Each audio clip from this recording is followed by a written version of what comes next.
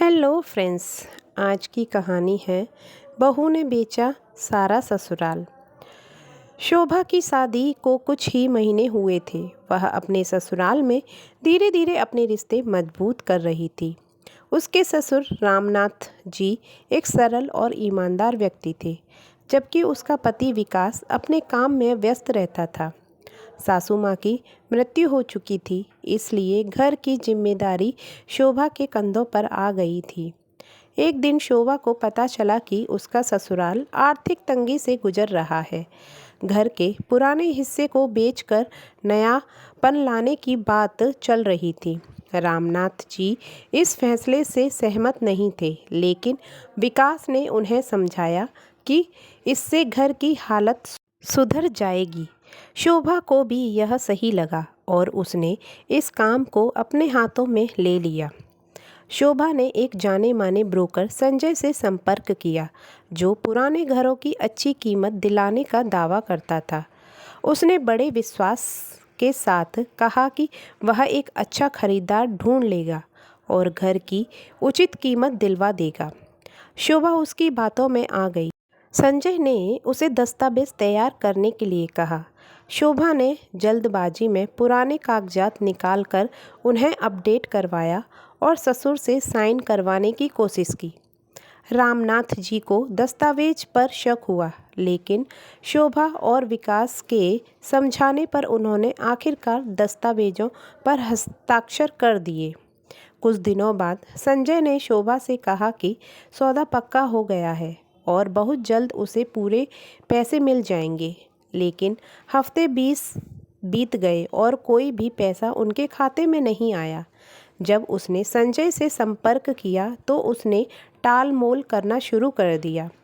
एक दिन रामनाथ जी ने शोभा से कहा कि वह दस्तावेजों को दोबारा देखना चाहती है।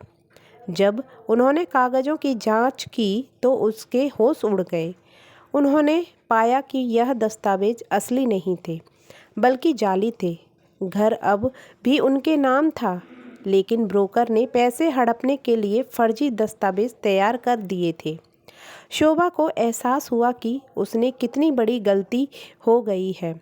उसने बिना गहराई से जांच पड़ताल किए ही दस्तावेजों पर साइन करवा लिए थे। शोभा घबरा गई थी, लेकिन उसने हार नहीं मानी। उसने तुरंत एक वकील से संपर्क किया और इस मामले की जांच करवाई। वकील ने बताया कि संजय पहले भी कई लोगों को धोखा दे चुका है। शोभा ने पुलिस में रिपोर्ट दर्ज करवा दी।